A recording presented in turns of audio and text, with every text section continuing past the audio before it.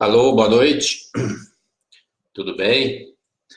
Mais uma vez, Marcos Moura, da Clínica Matrix, batendo um papo quinzenalmente com vocês.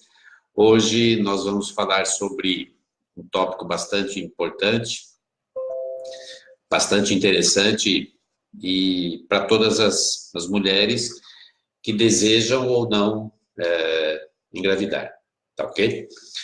Hoje é dia 8 de maio, é o dia do profissional de marketing, é o dia do artista plástico e, muito importante, é o Dia Internacional da Cruz Vermelha. Parabéns aos profissionais de marketing, aos artistas plásticos e parabéns a quem trabalha na Cruz Vermelha, que faz um trabalho muito importante no mundo todo. Ontem, dia 7, foi o dia do oftalmologista, também um outro profissional muito importante no nosso dia a dia.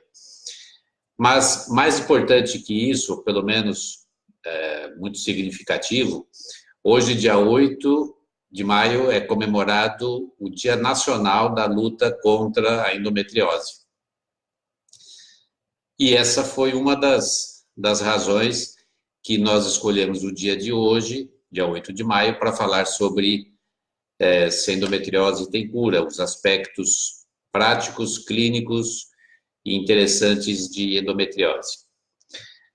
Como eu também falo sobre os santos do dia 8 de maio é o dia de São Pedro de Tarantásia e também é o dia de São Vítor. Então, para vocês que são católicos, fica aí a lembrança dos santos do dia. Bom, gente, fiquem à vontade para perguntarem, para dar as suas sugestões, os seus pitacos, afinal de contas, a intenção é essa mesmo, conversar. E como eu sempre digo, a minha intenção aqui não é nunca a de substituir o seu profissional, ginecologista, o urologista, o clínico, e sim a de a gente desmistificar ou esclarecer algumas coisas que são interessantes sobre alguns itens relacionados à reprodução humana, à infertilidade conjugal e à ginecologia. Endometriose. O que significa endometriose? Para começar, esse sufixo, essa terminação -ose, significa uma doença causada por alguma coisa. Então, por exemplo, salmonelose é uma doença causada por salmonela. Virose é uma doença causada por um vírus. E assim por diante. Então, portanto, a endometriose, poderíamos dizer que é uma doença causada pelo endométrio. Mas é curioso isso, porque o endométrio é aquela camada que fica na parte interna do útero, que é onde o embrião se implanta. Como é que pode uma doença ser causada por uma estrutura que faz parte da fisiologia, da anatomia normal da mulher? É importante a gente lembrar como é que tudo isso acontece. Por que existe endometriose? Uma das teorias mais explicativas sobre isso, ela já é bastante antiga, diz respeito ao que se chama menstruação retrógrada. Endométrio, essa camada que cresce dentro do útero, caso não haja a implantação do embrião, esse endométrio é eliminado, né? Ele vai embora. Para que ele seja eliminado, que é a menstruação, há necessidade do útero contrair, e aí ele contrai e elimina esse endométrio. E ele pode, endométrio, sair pelas trompas. E, olha aqui, ó, o meu úterozinho aqui, ó. Então, quando esse endométrio sai, que é na menstruação, tudo bem. Mas se eventualmente ele sair pelas trompas, ele vai cair dentro da cavidade abdominal. Isso acontece com uma frequência bastante grande. Só que em cerca de 10 a 15% das mulheres, esse endométrio que cai na cavidade abdominal, ele implanta, ele gruda, e ele fica ali. Então, esse endométrio que está fora do seu local é o que se denomina endometriose. E ele estando fora do seu local, ele causa uma série de alterações aí. Então, a endometriose é, sim, uma doença que é causada pelo endométrio, mas não lá dentro do útero, e sim pelo endométrio que está no local errado, fora de onde deveria estar, seja grudado na bexiga, grudado em alça intestinal, no peritônio, no ovário, nos ligamentos e assim por diante. A patologia endometriose, ela tem mais de 150 anos, faz muito tempo que se estuda isso daí. E ela é muito importante, porque quando a gente pergunta qual é a porcentagem de mulheres que têm endometriose, a resposta é muito vaga, porque o diagnóstico de endometriose ele não é tão simples, que nós vamos ver já já. Mas mais ou menos acredita-se que 10% da população tem endometriose. Quando você fala em diagnóstico por cirurgia, ou seja, foi feita uma cirurgia e encontrou endometriose, essa porcentagem vai até 20%. E quando você olha as mulheres que têm dor pélvica, que é um dos sintomas bastante frequente, essa porcentagem chega a 50%. Então, vejam, uma porcentagem muito grande de mulheres que têm dor pélvica têm endometriose. Por conta desse diagnóstico, que para ser definitivo ele tem que ser por cirurgia, por videolaparoscopia, existe um atraso no diagnóstico da endometriose, e isso não é bom. Se você for observar as mulheres que estão tentando engravidar, existe um atraso de cerca de 5 anos, 5 anos no diagnóstico, ou seja, a mulher fica com sintomas de endometriose, tendo dificuldade de engravidar, e o diagnóstico não é feito. Quando você olha as mulheres que têm dor pélvica, menstruação dolorosa, esse atraso chega a 12 anos. Uma das razões disso é que a gente sempre ouve dizer que ter cólica menstrual é normal. A menininha lá com 12, 13 anos começa a menstruar, começa a ter dor, e a mãe, a avó, a tia, a prima fala, não, isso é normal, isso vai passar. Só que nem sempre passa. E ela convive com essa dor, convive com uma endometriose, e o diagnóstico vai ficando para depois. E isso não é bom, porque a endometriose, ela tende a ser evolutiva, ela é traiçoeira, ela nem sempre tem um comportamento previsível, e ela pode, com o tempo, evoluir e aí vir a ter consequências. Bom, não é só essa questão da menstruação retrógrada que leva à endometriose, porque existem descrições de endometriose, por exemplo, no pulmão. Existem descrições de endometriose em homens. E no pulmão não tem nada a ver com menstruação, e em homens também. Então, as causas, elas ainda são bastante discutíveis. Existe, além dessa questão da menstruação, existe um aspecto genético, familiar. Se você tem algum parente que tem endometriose, saiba que a probabilidade de você também ter endometriose é 7 vezes maior do que quem não tem ninguém na família com endometriose. Então, também tem alguma coisa a ver com genética. Na verdade, acho que no futuro a gente vai dizer que tudo tem a ver com genética, né? Tudo tem a ver com algum gene, alguma coisinha que está lá, que passa de mãe para filho, ou que eventualmente sofre uma mutação e aí propicia alguma coisa. Tem causas imunológicas, hormonais, mecânicas e assim por diante.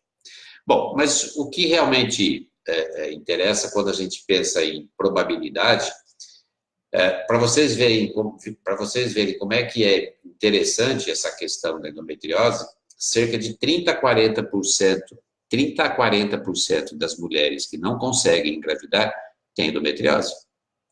E cerca de 30 a 50% das mulheres com endometriose são inférteis, têm dificuldade de engravidar. Então, mais ou menos um terço. Tá? Um terço das mulheres que estão tentando engravidar e não conseguem tem endometriose.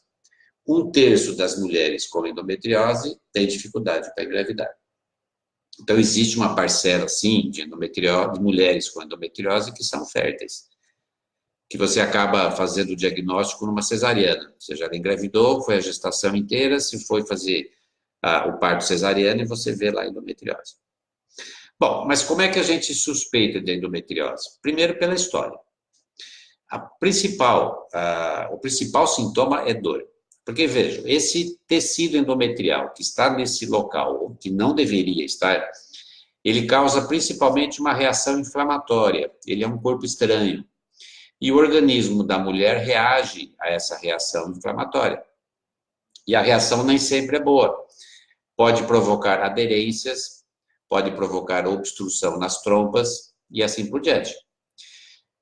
Essas aderências, esse processo inflamatório que existe no abdômen, é que faz com que ela tenha uma sensibilidade maior, ela tenha dor. As dores mais comuns é dor na menstruação, mas também ela pode ter dor na relação sexual, porque existe, como eu falei, todo um ambiente ali inflamado, aderências, etc. Quando você tem endometriose a nível intestinal, na porção final do intestino, principalmente no sigmoide, reto sigmoide, ela pode causar sangramento. Então, a mulher percebe que durante o período menstrual, ela tem sangramentos. Então, esse sangramento também é um indício de que ela possa ter endometriose. Não necessariamente ter sangramento, mas uma dor ao evacuar no período menstrual também já é um indício que possa ter. Bom, então a história já sugere, ou seja, todas as vezes que você estiver diante de uma mulher que tem cólica menstrual e essa cólica está crescendo, está aumentando com o tempo, a gente deve sempre acender uma luzinha lá. Pode ser uma endometriose. Tá certo? Então, suspeitar sempre, não necessariamente fazer já um procedimento cirúrgico para todo mundo, mas a suspeita deve existir sempre, tá, gente? O exame físico no ginecologista também ajuda, ou seja, é um exame físico doloroso, muitas vezes você tem um útero fixo, você tem alguns indícios que já sugerem isso. Existem exames de sangue que também podem ser feitos e que também sugerem o diagnóstico. A ultrassonografia. A ultrassonografia, ela está tendo, nos últimos tempos, um papel muito importante no diagnóstico da endometriose. Quando você tem a endometriose localizada no ovário, ela forma cistos. Aí, o ultrassom consegue fazer o diagnóstico facilmente. Mas quando você tem implantes em ligamentos, em alça intestinal, em bexiga, aí é mais difícil. Mas é possível, desde que você tenha um profissional bem treinado, um bom equipamento, e você faça o exame, um preparo para isso. Ou seja, você já faz o exame visando o diagnóstico de uma endometriose. Tá certo? Então, são exames, exame físico, exame de sangue, exame de ultrassom, até mesmo ressonância nuclear magnética, que não são invasivos e que já podem dar o diagnóstico. O diagnóstico mais preciso é a videolaparoscopia, ou seja, é você olhar dentro da cavidade abdominal. Você passa uma cânulazinha, uma fibra óptica, e você vai ver como está o abdômen por dentro. Aí você vai ver os implantes, você vai ter o diagnóstico da endometriose, você vai avaliar se ela é muito grave ou não.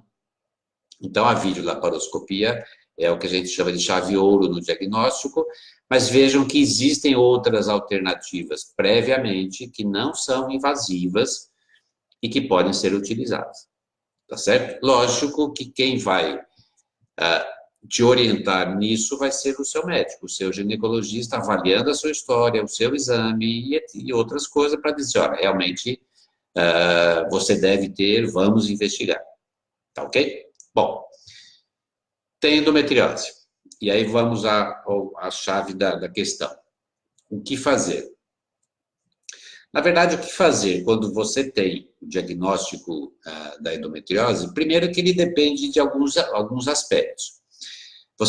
A mulher quer engravidar? Não, ela não quer engravidar. Então, se ela não quer engravidar, ela pode tratar a endometriose clinicamente, com medicação. Só que essas medicações vão fazer com que ela não engravide. Porque, vejam bem, Endometriose e endométrio, eles são semelhantes, só que um está no lugar errado, não é isso?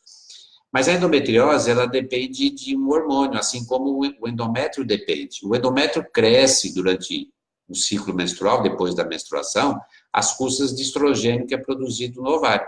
Então, o estrogênio é o que alimenta o endométrio, assim como o estrogênio alimenta a endometriose. Então, o princípio básico do tratamento da endometriose é bloquear a produção de estrogênio. Pronto. Se não tem estrogênio, não há alimentação para o endométrio, a mulher não menstrua, mas também não há alimentação para a endometriose. E como é que você bloqueia isso? Você bloqueia principalmente com um anticoncepcional oral.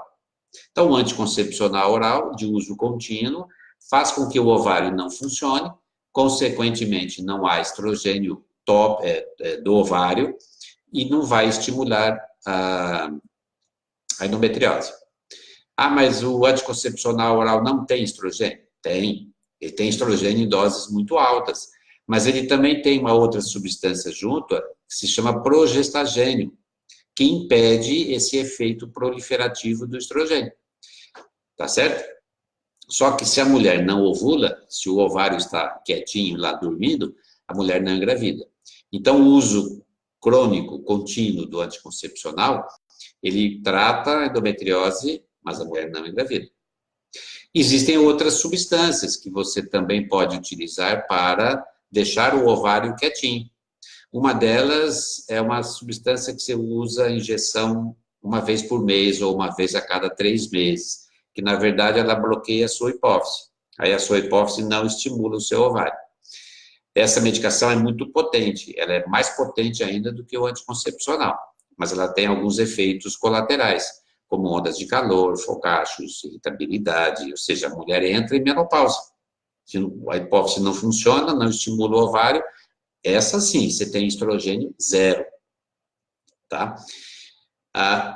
Ela, muitas vezes, ela é a preferência para ser usada logo depois de uma cirurgia, para você complementar o tratamento que você fez nos focos de endometriose, mas ela deve ser utilizada por um tempo curto, 4 meses, 6 meses, porque se a mulher ficar hipoestrogênica por muito tempo, ela pode ter efeitos da menopausa. Não só esses que eu falei, mas principalmente osteopenia e osteoporose. Então, deve ser usada por um tempo curto para se fazer um tratamento, vamos chamar aí, de ataque à endometriose. Recentemente surgiu uma outra medicação, que é o Dienogest, que é uma substância semelhante ao anticoncepcional, com efeitos também semelhantes. Então, muitas vezes, a mulher que não quer engravidar e quer tratar a endometriose, você pode utilizar a medicação injetável de início e depois anticoncepcional contínuo. Tá ok? E se a mulher quiser engravidar? Se ela quiser engravidar, a conduta a ser tomada vai depender do grau da endometriose. Se for uma endometriose importante, uma endometriose já bastante avançada, que já provocou obstrução na trompa, já provocou aderências importantes, pode ser que a alternativa preferencial, na maioria das vezes é fertilização in vitro. Ou seja, fazer um encontro do óvulo com o espermatozoide fora daquele ambiente hostil. Independente, ser um tratamento que independe das trompas, do funcionamento da trompa. E aí você vai transferir para o útero o embriãozinho prontinho. Tá certo? Então, o tratamento também, para quem deseja engravidar, depende da severidade. Em casos mais leves, você pode sim fazer um procedimento cirúrgico, você pode fazer esse tratamento medicamentoso que eu falei e depois você liberar a mulher para engravidar. Então, depende de caso a caso. Depende da idade. Se você tem um diagnóstico de endometriose numa menina de 20 anos, sim, você pode fazer esse tratamento, você pode ter tempo para gastar nas tentativas de gestação. Mas se for uma menina de 39, 40 anos, o tempo aí já é complicado. Muitas vezes, ela estando no desejo de engravidar, você faz o tratamento preferencial, que é a fertilização. Em casos em que a mulher tem uma perda da qualidade de vida, ela tem bastante dor, dores importantes, seria algo a se pensar no tratamento cirúrgico de início, porque o tratamento cirúrgico vai trazer uma melhora na qualidade de vida da mulher, tá certo? Então, muitas vezes, você desfazendo aderências, você queimando os focos de endometriose, você vai reduzir os sintomas e, consequentemente, vai melhorar a qualidade de vida dessa mulher. Quando você faz um tratamento, qualquer que seja desses, o que você, com certeza, vai provocar é um tempo mais longo para a recorrência. Ou seja, sim, você pode ter casos de endometriose com cura, em que você vai, trata os focos de endometriose e acabou, e a mulher não tem mais. Mas a grande maioria das vezes a endometriose não tem cura, ela tem controle e ela volta, porque os fatores que estão causando a endometriose persistem, quaisquer que sejam esses que eu falei antes, fator genético, imunológico, menstruação retrógrada, etc. Mas na grande maioria das vezes ela volta. Dependendo do grau da endometriose, o tempo que ela vai voltar vai demorar mais do que se a endometriose for mais grave. Então, você, em casos mais leves, a recorrência pode ser de 5 a 10 anos, casos mais leves. Em casos mais severos, a recorrência já pode ser em 2 anos. Ou seja, o que eu quero dizer? Quando você tem uma mulher com diagnóstico de endometriose, não que isso deva ser uma coisa preocupante, mas ela deve sempre saber que a endometriose pode voltar. E sempre estar alerta para isso. Estar sempre fazendo exames regulares. Porque a endometriose, ela, como eu falei anteriormente, ela é traiçoeira. Ela tem evolução que não é previsível. Então, mesmo com tratamento, você deve estar sempre atento. E se você, mulher, quer engravidar e vai fazer a fertilização? A endometriose pode prejudicar a fertilização in vitro? Em casos de endometriose mais leves, não. Ela não interfere.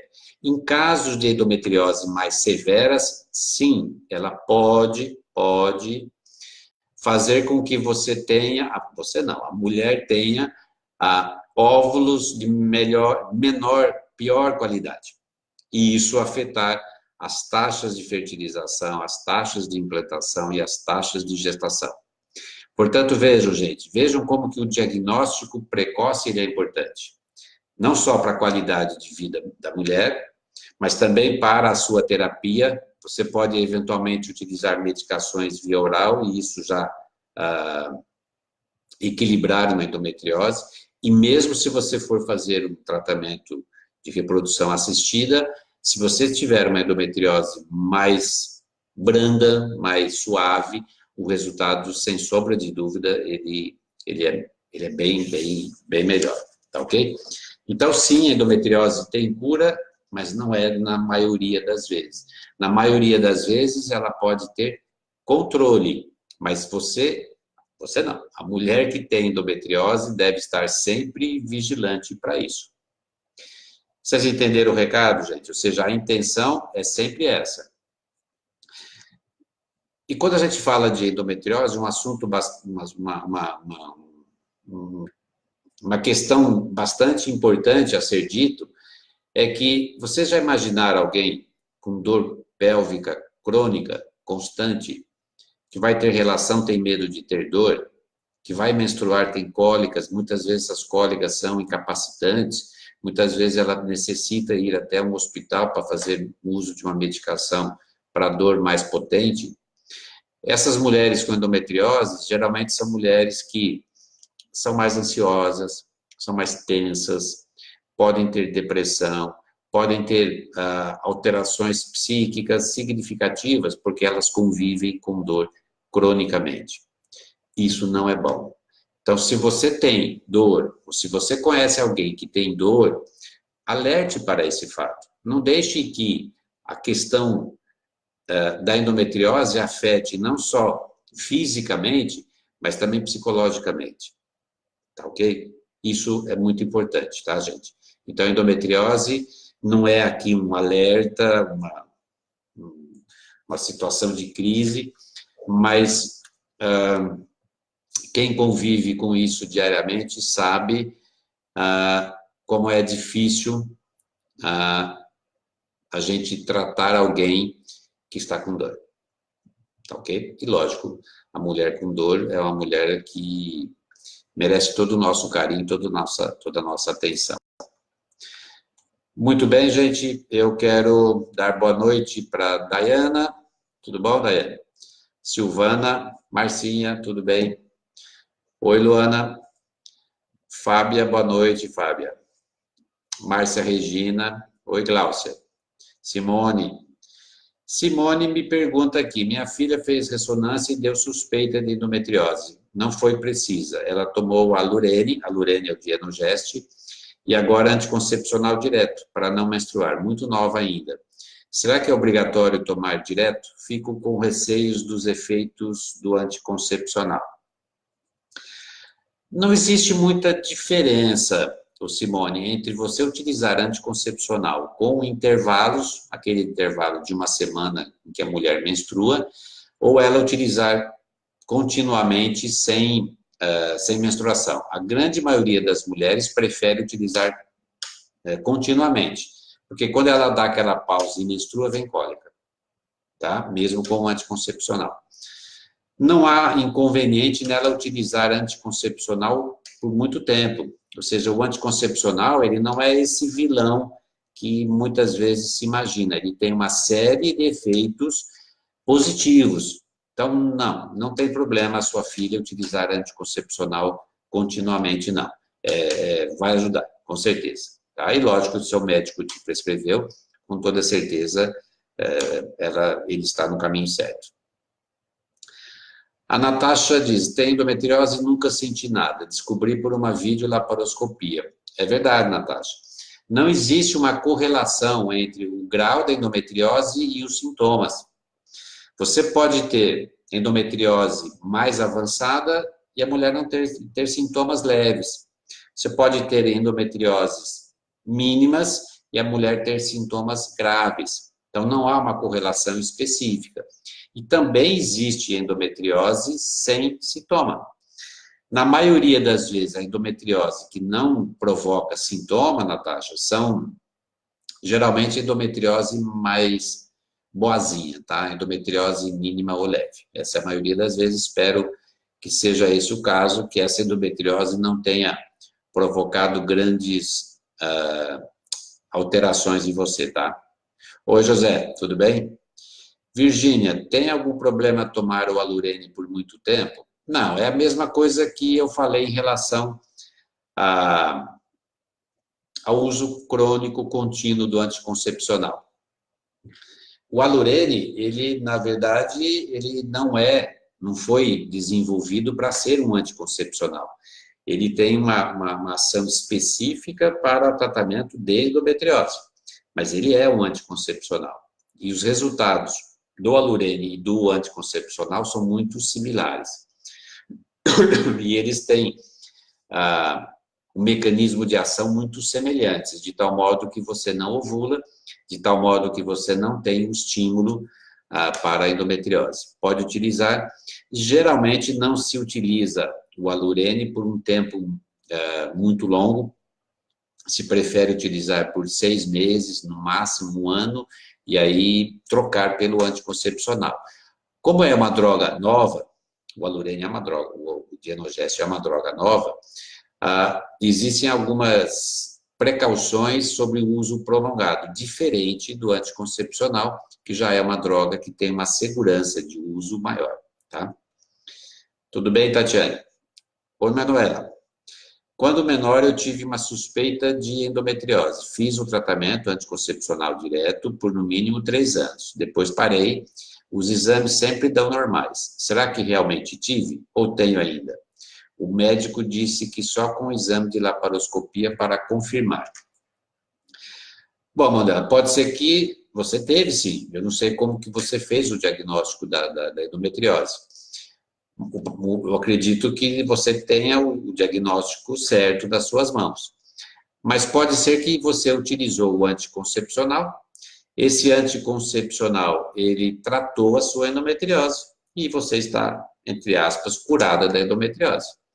Mas lembra que eu falei aqui antes, mesmo você estando curada de uma endometriose, a gente nunca vai ter essa certeza mesmo, tá? Então, mesmo se você está assintomática, se você não está com sintoma, tá ótima, tá tudo bem, continue assim, Manuel, mas fique sempre pensando que pode ser que você venha a ter, tá? O seu médico vai ter melhores condições do que eu para julgar se você vale a pena fazer uma videolaparoscopia para ter não só essa certeza que a sua endometriose se foi, mas para ter um benefício para o seu dia a dia. Então, depende muito de como é que você está, Manuel, como é que você está no dia a dia em termos de dor, etc., e essas outras coisas. Então, fazer um exame de videolaparoscopia, ele é um exame invasivo. É lógico que ele é um exame muito bom, ele é um exame fundamental.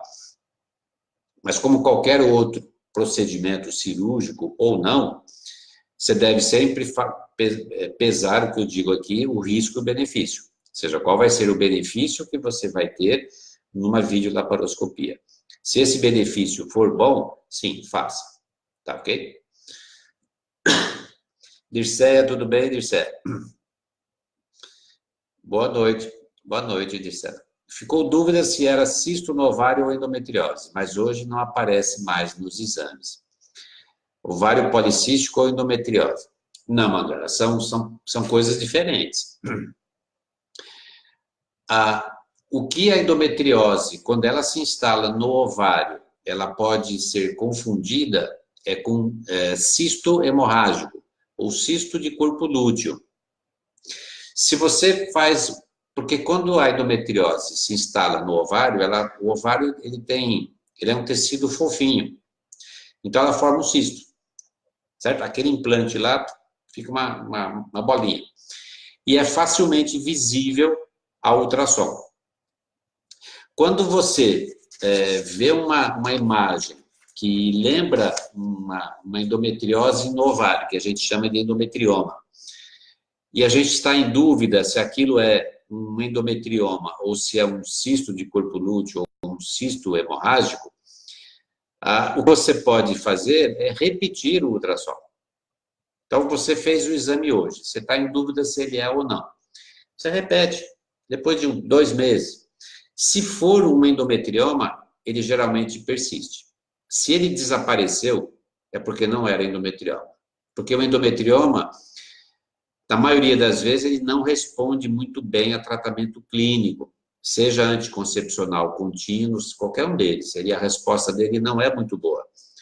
O endometrioma é uma das situações em que o tratamento cirúrgico, se ele for grande, é sempre indicativo. Então, se ele sumiu, Manuel, se você tinha lá uma imagem que era sugestiva de um cisto e ele sumiu, então deveria ser só um cisto e não uma endometriose. Ovário policístico é diferente. Não é cisto hemorrágico, não é cisto de corpo lúteo. Ovário policístico é aquele que você vê bastante bolinha. Na verdade, deveria se chamar polifolicular ou multifolicular, porque aquilo não é cisto, aquilo é folículo.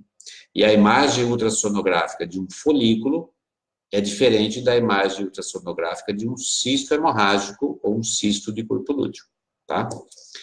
Eu acho que se você não tem mais essa imagem, provavelmente você não tinha endometriose. Acho.